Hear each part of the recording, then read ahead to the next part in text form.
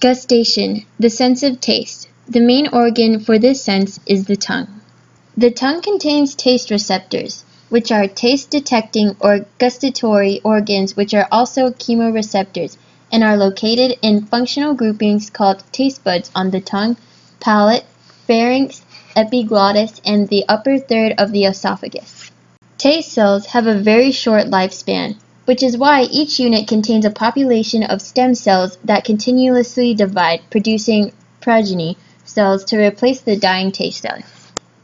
The remainder of the cell types in the taste bud with hair-like projections are called microvilli that extend into a pore at the top of the taste bud.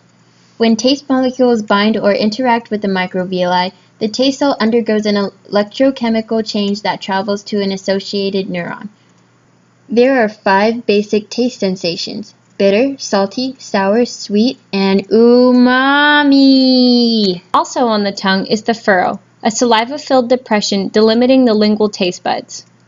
Salivary glands, each responsible for moistening food so that the taste buds can perceive its taste. Taste bud, organ of taste formed in sensory cells that, in contact with saliva, detect flavors and transmit them to the brain in the form of nerve impulses. Foliate papilla, taste bud located mainly on the posterior lateral edges of the tongue and having a taste function. It is most sensitive to sour flavors. Fungiform papilla, mushroom-shaped taste bud occurring in large numbers at the apex and on the sides of the tongue and having a taste function.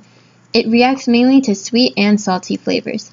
Circumvallated papilla, each of the large taste buds, about 10, forming a lingual V at the back of the body of the tongue, ensuring the taste function. They mostly perceive bitter flavors.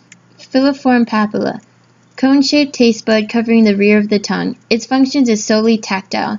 These taste buds give the tongue its velvety appearance. Agousia is the loss of taste in the tongue, where a person cannot tell the 5 tastes. Sometimes it is confused with anosmia, which is the loss of sense of smell. Agousia is also relatively rare.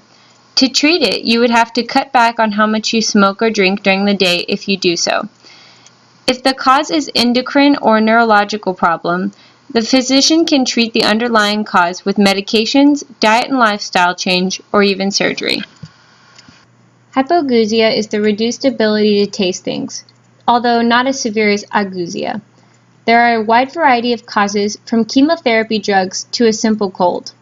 The treating of underlying causes of hypogeusia can help to restore your sense of taste, such as getting over clogged sinuses.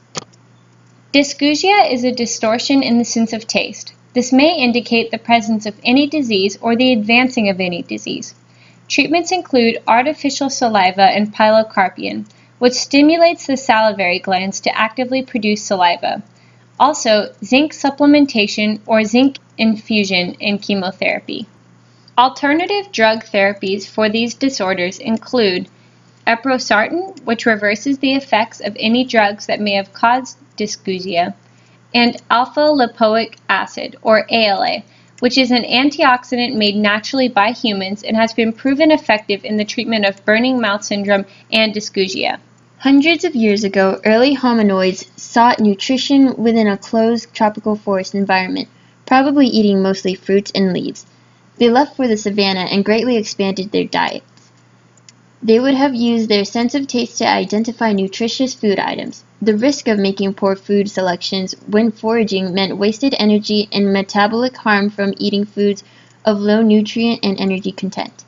More importantly, it protected them from poison. Dangerous food ingested guided our future food choices. The evolved taste abilities of humans are still useful for the 1 billion humans living with very low food security by helping them identify nutrients. But for those who have easy access to tasty, energy-dense foods, our sensitivities for sugary, salty, and fatty foods have also helped cause overnutrition-related diseases, such as obesity and diabetes. Mutations copied an ancestral bitter-sensing gene, giving us multiple versions of this gene in our genomes. Then, additional mutations in later generations changed the sequences of those copies in different ways, leading to multiple genes sensitive to different bitter molecules. Scientists aren't sure why natural selection kept so many of these genes around and functioning, but some think that having many of these genes may allow us to sense and avoid a variety of different toxic compounds in our environments. Taste buds evolving, bruh.